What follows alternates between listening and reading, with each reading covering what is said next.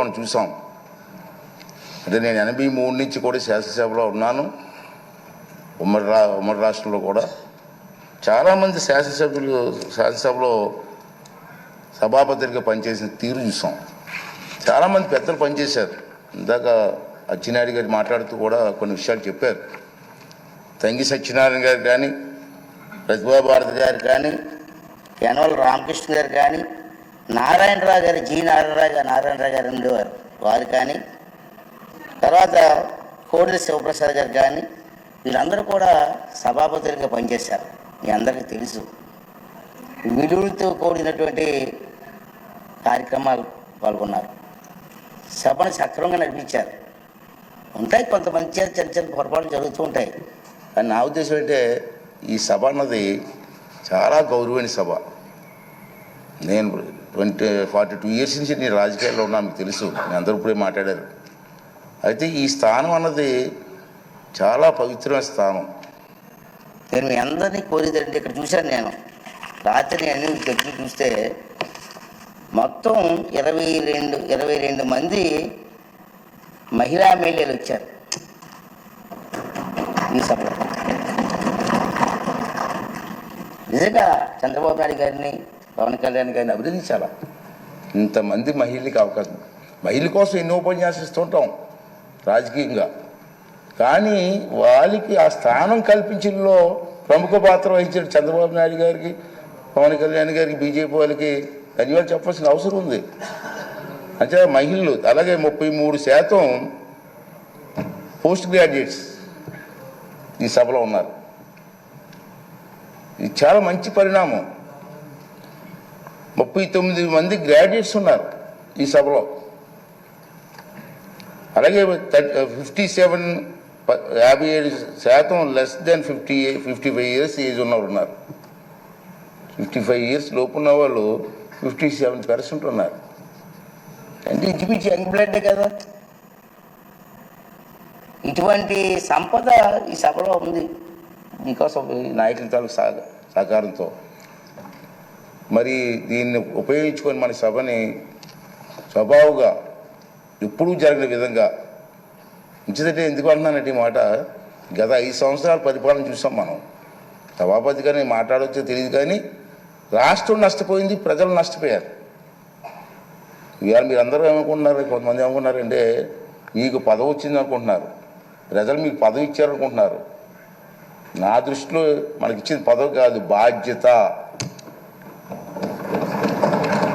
మనకి ఇచ్చింది, ఈ టర్మ్లో మనకి ఇచ్చింది పదవి కాదు, ఒక బాధ్యత ఇచ్చారు. మన భుజస్కంధాలకు ఆ బాధ్యత పెట్టారు, ఒక నమ్మకంతో ఇచ్చారు. చంద్రబాబు నాయుడు గారు, పవన్ కళ్యాణ్ గారు, బీజేపీ కలిసి ముందుకు వచ్చారు. ఈ రాష్ట్రానికి న్యాయం జరుగుతుంది, చంద్రబాబు గారు సమర్థవంతంగా పరిపాలన చేసే శక్తి ఉంది అని ఒక నమ్మకం. నేను ఎన్టీ రామారావు గారితో పనిచేశా 83లో, అది ఒక తుఫాన్. కానీ సీట్లు వచ్చాయి, కానీ ఇంత మెజార్టీలు రాలే ఆ రోజులో. ఒకసారి గమనించండి, ఒకసారి మీరు. సీట్లు వచ్చాయి, ఇంత మెజార్టీలు రాలే. ఏంటంటే ఒక ఎమ్మెల్యేకి, మా ఎంపీకి వచ్చిన మెజార్టీలు వచ్చి మనం చూశారు మీరు. దాన్ని మనం ఎప్పుడూ మర్చిపోకూడదని చెప్పి ఈ సందర్భంలో మీ అందరికీ మనం చేస్తున్నాను. అలాగే ఫస్ట్ టైం ఎమ్మెల్యేస్ 88 మంది ఉన్నారు మన హౌస్లో. ఫస్ట్ టైం ఎమ్మెల్యేస్ వారందరినీ నేను కోరేది ఏంటంటే, మీకు అవకాశాలు ఇస్తా, ఎందుకంటే మీరు కూడా మాట్లాడాలి, మీ తాలూకు వాయిస్ వినిపించాలి. మీ అందరు నేను కోరేది ఏంటంటే, ఈ హౌస్లో మాట్లాడడం అంటే హౌస్ కోసం కాదు, నా కోసం కాదు, మీకోసం కాదు, ఈ రాష్ట్రం కోసం, రాష్ట్ర ప్రజల భవిష్యత్తు కోసం మాట్లాడాలి. అంచేది ఫస్ట్ టైం ఎమ్మెల్యేస్ కూడా మగమాటం లేకుండా మీకు అవకాశాలు ఇస్తా. అవసరమైతే హౌస్ని 2-3 రోజులు పొడిగిస్తాం, సభానాయకులు మాట్లాడి, తప్పేలే. చర్చ జరగాల. మీ నియోజకవర్గంలో మీరు కావాల్సినటువంటి కార్యక్రమం ప్రజలు అందరూ కోరుకుంటారు. కార్యక్రమం అడుగుతారు మనల్ని. ఆ కార్యక్రమాలని స్పష్టంగా సభ ద్వారా మంత్రులు ఉంటారు, మంత్రులకి అధికారులు ఉంటారు, అధికారులకి వారితో పాటు ప్రజలకు కూడా మా ఎమ్మెల్యే గారు అసెంబ్లీలో మాట్లాడారు మా సమస్య కోసం చెప్పి ఒక ఆలోచన వచ్చే విధంగా మీరందరూ కూడా ప్రవర్తించవలసినటువంటి అవసరం ఉందని చెప్పి మనం చేస్తున్నాను. అలాగే మా చంద్రబాబు నాయుడు గారు చూశాను, నేను రాత్రి చూసి చాలా ఆశ్చర్యపోయాను. నేను ఫస్ట్ టైం ఎమ్మెల్యేస్కి 9 మందికి మంత్రులు ఇచ్చారు. సాధారణంగా మంత్రి అంటే ఏం చేస్తారంటే అనుభవం చూస్తారు, ఎన్ని చూస్తారు కదా సాధారణంగా. కానీ ఫస్ట్ టైం ఎమ్మెల్యేస్కి 9 మందికి మంత్రులు ఇచ్చారంటే ఇది చిన్న విషయం కాదు. ఈ విధంగా ఆలోచన చేసేటువంటి చంద్రబాబు నాయుడు గారికి, పవన్ కళ్యాణ్ గారికి కూడా మనం ధన్యవాదాలు చెప్పి, వారు ఏ ఆలోచనతో ఇచ్చారో దాన్ని సబూగా జరిపించడం కోసం మనందరూ కూడా ప్రయత్నం చేయవలసినటువంటి అవసరం ఉందని చెప్పి మనం చేస్తున్నాను. అదే కాకుండా ఈవేళ మీరు చూశారు, ఇందా చెప్పాను, నందమూరి తారక రామారావు గారి ఆశీస్సుతో నేను రాజకీయాల్లోకి వచ్చాను. మీ అందరికీ తెలుసు. గత 42 సంవత్సరాల నుంచి కూడా ఓటమి ఉండొచ్చు, గెలుపు ఉండొచ్చు, ప్రజా జీవితంలో గడిపాం.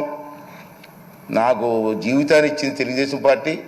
అందుకే అప్పుడప్పుడు చెప్తుంటాను, నేను బతికి ఉన్నంత కాలం కూడా తెలుగుదేశం పార్టీ జెండా కప్పుకొని చచ్చిపోవాలనుకుంటాను తప్పించి వేరే ఆలోచన మాకు లేదు. నిజంగా నాకు జీవితం ఇచ్చింది.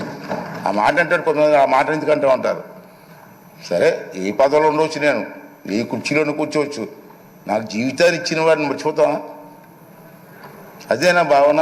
అదేవిధంగా మనందరూ పనిచేయవలసిన అవసరం ఉందని చెప్పి మనం చేస్తూ, అలాగే మీరందరూ కూడా నేను కోరేది ఏంటంటే, మీరు కొన్ని కార్యక్రమాలు ఇస్తారు ప్రజలు మీకు.